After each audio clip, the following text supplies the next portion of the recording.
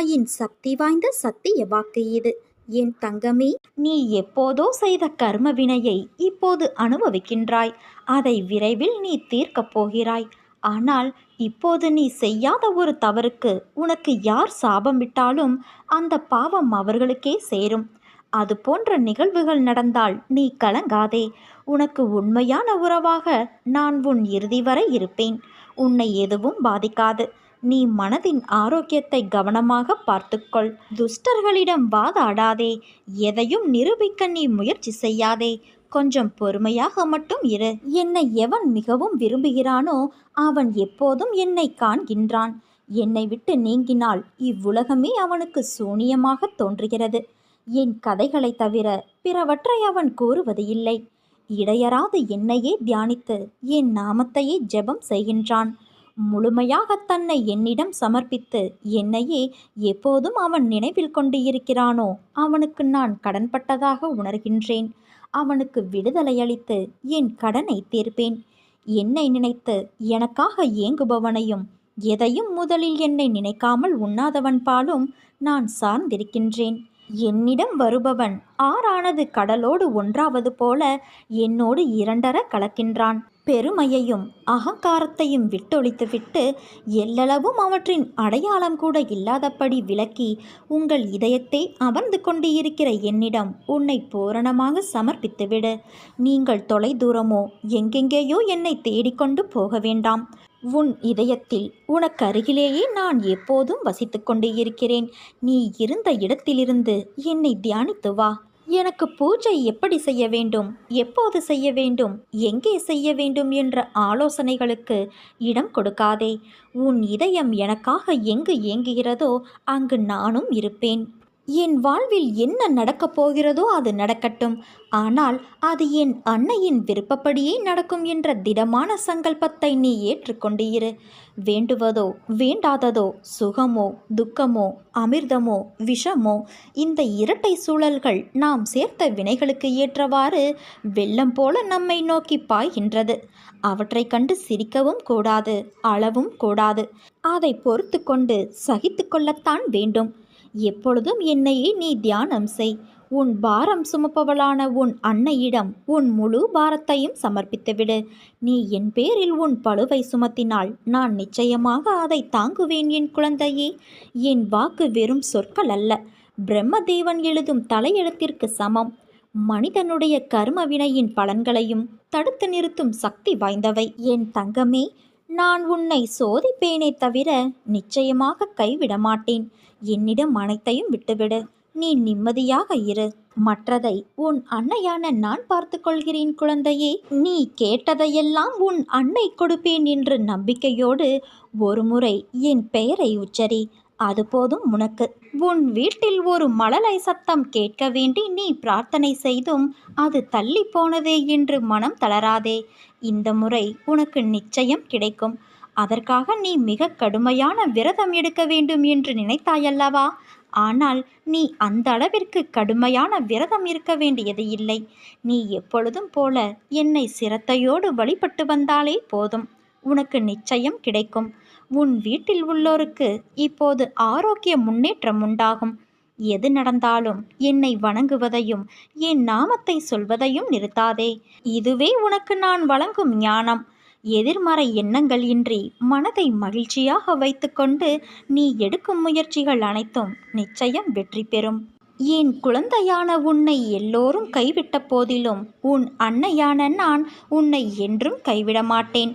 நீ நம்பிக்கையோடு இரு என் குழந்தையே.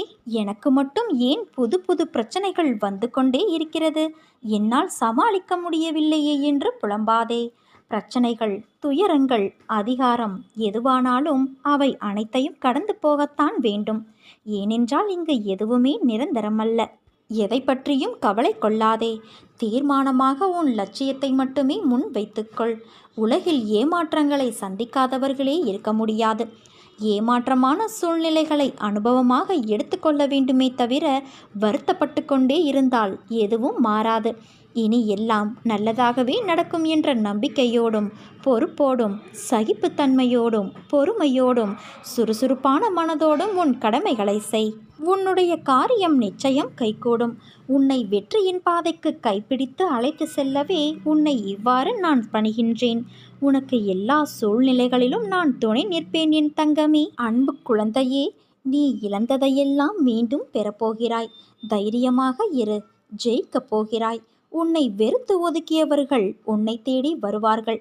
நீண்ட காலமாக உன்னை வாட்டி வதைக்கும் வழிகளிலிருந்தும் நோய்களிலிருந்தும் விரைவில் நிவாரணம் பெறப்போகிறாய். இவை அனைத்திலும் இருந்து உன்னை நான் விரைவில் விடுவிப்பேன் என் குழந்தையே. உன் தேவையை பூர்த்தி செய்ய போகிறேன். ஆனால் அதற்காக நீ கொஞ்சம் காத்திருக்க வேண்டும். இவை அனைத்திலும் இருந்து மீண்டு வந்திருக்கின்றாய். அம்மா, உங்கள் அருள் எனக்கு எப்போதும் கிடைக்கும். நான் படும் வேதனையை பாருங்கள் அம்மா. என்னால் முடிந்தவரை சுமந்து விட்டேன் என்று நீ கூறுவதை நான் கேட்டு ஓடி வந்துவிட்டேன். நீ மனம் தளராதே, காத்திரு, பொறுமையாக இரு. நீ விரும்பிய வாழ்க்கையை உனக்கு அள்ளி அள்ளி கொடுக்கப் போகிறேன். நான் இருக்கிறேன் என் தங்கமே, நீ கலங்காதே. நான் நிச்சயம் உன்னை பாதுகாப்பேன். ஆனால் இது தெரியாமல் நீ கவலைப்பட்டு கொண்டு இருக்கிறாய். நம்பிக்கையோடு இரு. நம்பிக்கைதான் வாழ்க்கை. உன் அன்னையான நான் உன்னோடுதானே இருக்கிறேன். பிறகு வீணான பயம் எதற்கு உனக்கு? நீ என்னிடம் வந்த பிறகு கூட ஏன் புலம்புகிறாய் என் குழந்தையே? எதுவானாலும் என் மேல் சுமத்திவிட்டு உன் வேலையை நீ பார்.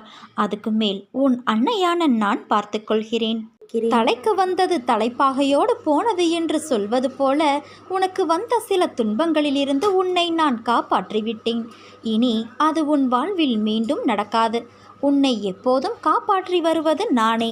எந்த சூழலிலிருந்தும் உன்னை காப்பாற்றி வருவதும் நானே. எதற்கும் நீ அஞ்சாதே. எது வந்தாலும் என் பிள்ளையை காப்பாற்ற நான் வருவேன். உன் மனம் சந்தோஷமாக இருக்கும்போது பொறாமையும் எதிர்மறை எண்ணங்களும் மற்ற வேண்டாத எண்ணங்களும் உன்னிடம் நெருங்காது. காரணம் ஏன் தெரியுமா? சந்தோஷத்தில் உன் மனம் உன் நிம்மதியை பத்திரப்படுத்த பெரிய சமுத்திரம் போல உன் மனதை உருவாக்கும். அதில் எந்த எதிர்மறை வந்தாலும் அந்த பரந்த சமுத்திரத்தில் அவைகள் எல்லாம் காணாமல் போய்விடும். அதே போல உனக்கு துன்பம் ஏற்படும் போது உன் மனதை சமுத்திரம் போல பெரிதாய் ஆக்கிக்கொள். ஏனென்றால் அது உள்ளே வந்து உன் நிம்மதியை உடைக்க முடியாது. உண்மையான சந்தோஷம் நிம்மதியோடு நிறைவாய் வாழ்வதுதான். எந்த சூழ்நிலையிலும் உன் மனதை நீ பாதிக்க விடாதே. துன்பங்கள் கஷ்டங்கள் வரலாம், ஆனால் அவற்றிலிருந்து நீ உன் கண் இமைப்பதற்குள் நான் உன்னை மீட்டு விடுவேன். உனக்கு ஆகாயமாய் நான் உன் அன்னை இருக்கிறேன். பாதுகாப்பாக உன்னையும் உன் குடும்பத்தாரையும் காத்து கொண்டு நான் தான் இருக்கிறேன். அதனால் நீ எதற்கும் பயப்படாதே. என் செயல்கள் அசாதாரணமானது, விலை மதிப்பற்றது. உன் இதயத்தில் உள்ள விருப்பங்களை நான் திருப்திப்படுத்துவேன். என் மீது நம்பிக்கை வைத்து பொறுமையோடு நீ இருந்தால் உன் தேவைகள் அனைத்தையும் நானே பூர்த்தி செய்வேன். என் தங்கமே, நான் என்றும் உன்னை கவனித்து வருகிறேன். உன் எண்ணம் தடுமாறும்போது உன்னை நல்வழிப்படுத்தி தூய சிந்தனை அளிப்பேன். நீ வேதனைப்படும் காலத்தில் உன்னோடு இருந்து ஆறுதல் அளித்து வேதனை போக்கும் வழியை கூறுவேன். உன் வீட்டில் பாதுகாப்பாக நான் இருந்து உங்கள் அனைவரையும் தீய சக்திகள் அண்டவிடாமல் தடுத்து உங்களை நான் காப்பேன். இல்லறத்தில் நல்லறம் காக்க ஒவ்வொரு நிமிடத்திலும் உன் மனதில் எச்சரிக்கை செய்வேன். உன் எண்ணங்களை ஆராய்ந்து உனக்கு என்ன தேவையோ அதை நான் அளிப்பேன். என்றுமே உன்னை அஞ்ஞானத்தில் மூழ்க விடாமல் சத்திய தர்மத்தை உன் மனதில் புகுத்துவேன். எதுவும் நிரந்தரமில்லை என்பதை உணர வைத்து எளிமையாகவும் ஏழ்மைக்கு உதவி செய்ய மனதை தூண்டுவேன். ஏட்டு சுரைக்காய் கறிக்கு உதவாது என்பதை உணர வைத்து நீதி மறவாமல் வாழ வைப்பேன். உழைப்பின் தத்துவத்தை எடுத்துரைத்து உன் உழைப்பில் வருவதை கொண்டு வாழ வைப்பேன். இன்ப துன்பம் ஏற்றத்தாழ்வு இதனால் வந்த கர்மாவை என்னவென்று அறிய வைத்து நீ மனமகிழ்ச்சியோடு உன்னை வாழ வைப்பேன். பயணத்தை நினைத்து நீ ஒருபோதும் வருந்தாதே. பாதையை நினைத்து கலங்காதே. முக்காலமும் உன் அன்னையான நான் உன்னோடே வருவேன். என் ஆசீர்வாதங்கள் என்றும் உன்னோடு இருக்கும். உன் கரம் பற்றி நடத்துவதற்கு நான் இருக்கும்போது நீ எப்படி வீழ்ந்து போவாய்?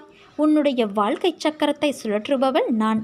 இன்று இரவோடு உன் பிரச்சனைகள் அனைத்தும் தீர்ந்துவிடும்.